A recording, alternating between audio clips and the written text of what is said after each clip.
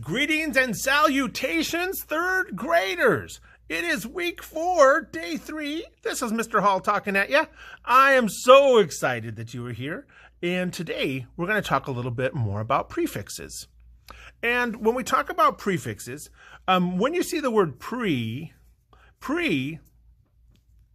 even though the word prefix, if we look at pre, it means before, right? And so like preschool, before school, right? And so the way I remember this is prefix, because prefix has a prefix. It's right at the beginning here.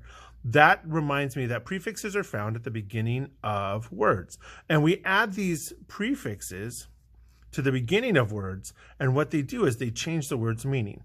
The prefixes we're going to work on today are un and re. Now, when you see un in front of a base word, so we take un, and then the base word, un means not. So if I were to say that something is unclear, that means that it is not clear. That makes sense. And then if I take re, R-E, if re in front of a word, it means to do again. So if I say I want you to rewrite something, that means I want you to write it again. If I want you to recheck your work, that means I want you to check your work again. So what you're going to do today is you're going to either add the prefix un or re in front of these lists of base words to make a new one. So let's look at clear. If I said that something was unclear, that means it's not clear. Can you re-clear something? I want you to re-clear the table. Between the two of them, which one sounds more natural? Yeah, unclear, right? So we'll write unclear here. And then there's also, let's look at our next one, fold. Well, and for fold, you could have refold, right? I'd like you to refold the sheet, or you could unfold, to not fold it, like it's already folded and you're taking it apart. So this prefix works on both. So as you go through, you can choose which one that makes the most sense to you. Cool. Then once you're done working with these prefixes, at the bottom down here, you're going to pick 5 of these words that you've made with the prefix, and you're going to write a sentence to go along with each one. That's pretty easy stuff there. Cool. You can go ahead and pause the video now while you finish this. Once you're finished with this, then we'll move into mood. And mood is really, really awesome. When we talk about your moods, we're talking about how you feel about something, right? Like I'm in a bad mood or I'm feeling grumpy. Well, when we're talking about mood relating to a story, we're talking about the feelings that the author projects or the author portrays in their writing, the words that they choose, and also in the illustrations. That will all add to the mood or the feeling that you get. Now today on with this worksheet, we're working on RL 3.7, which is one of our standards, is to understand how illustrations and words work together to convey a meaning or to convey a feeling. So on page 317 of our book, if we take a look at that, let's go ahead and turn there real quick. At 317, if you look here, on 3, that's 319, here's 317. And it's asking, the mood that's created is a lonely mood. So what helps to kind of create that lonely feeling here?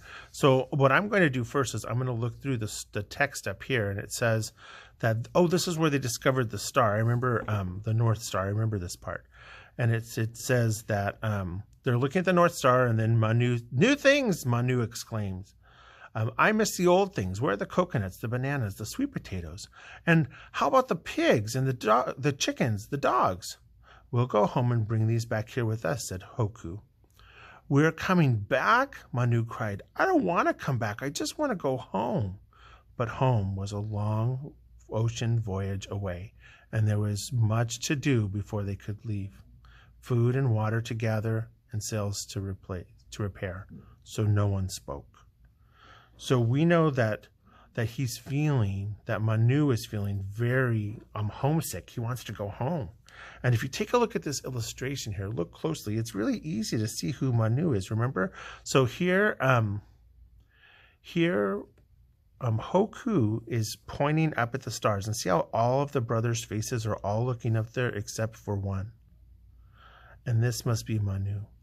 And if you look at see how they're all looking up, and just when you think about like when you're feeling really sad about something and you're feeling lonely or scared, which way does your head go? Do you hold your head up high, or do you have your head kind of slumped down?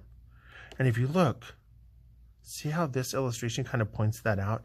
See how his body is kind of slumped down a little bit, and he's looking down while everyone else is looking up. Also, too, if you look at just the illustration itself, too, there's a little bit of light here, but everything else is dark, right?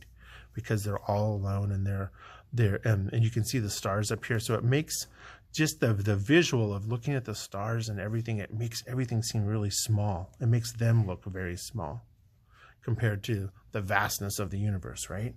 So that feeling is making them feel lonely as well.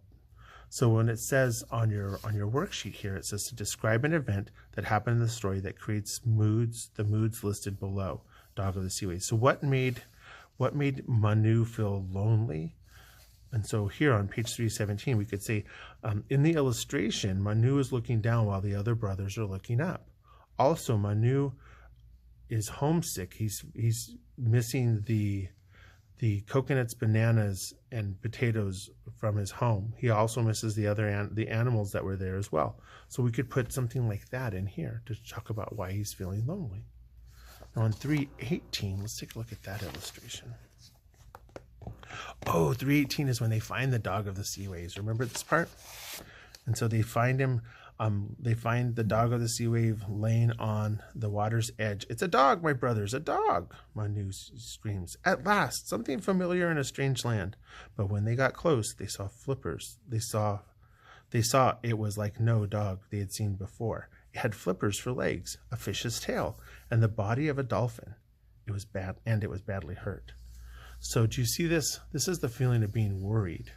So when they look, how do we know that Manu is worried here? Well, if you look at the brothers, just at the illustration, see how everyone else is standing over the animal and they're looking down, but Manu is the one who's actually holding the animal and touching it. And you can see on his face, he has kind of a straight line for his mouth, and he's looking worried. It also says here that Manu tried to calm the animal. He brought cool water and cleaned the wound. He built a shelter against the sun and kept the fur wet with seawater. The brothers left Manu. They had no time for an animal that was going to die. They had to prepare for the long sea voyage home. So what creates that worried feeling? Well, we can see that Manu in the illustration, Manu is the only brother that's holding the Dog of the Sea Waves. It also says that he created a shelter for it to protect it. He's nurturing and caring for this animal while the other brothers are off. We don't have time for this. We're going to get ready to go home. So we would write a sentence to go along with that here. Now on the other 4, I'm going to have you do the same thing. You'll follow through the text and look at each one. Now, if by chance you do not have, it's maybe a little bit of a challenge to kind of go back in through and look at the illustrations on Think Central. So what I'm going to do is I'm going to show you page 319 now. So here's 319. This is when Manu is swimming with the Dog of the Sea Waves under the ocean here. And that goes along with being playful. So there's some things here that happen on this page that show that he's being playful. On page 320, here we have an illustration. Oh yes, 320 is when they fall into the ocean off of the boat. You can see there's definitely a worried look here on his face.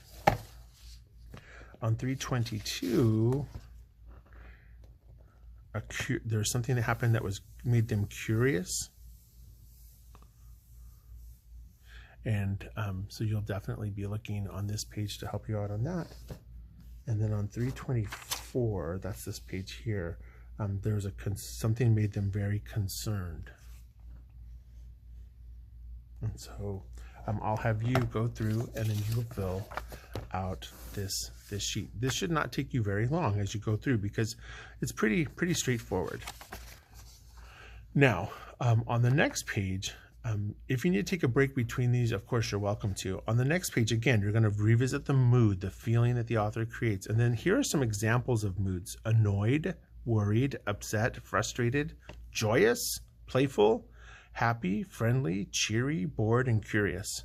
And these are just some moods. They're not all the moods in the world. Of course, there's many, many, many.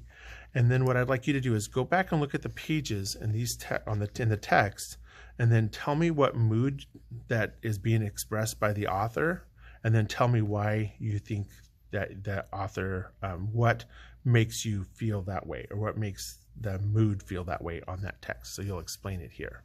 Great. And when you're done with that, we'll be ready to move on. All right, third graders, you got this. I believe in you. Whoop, whoop.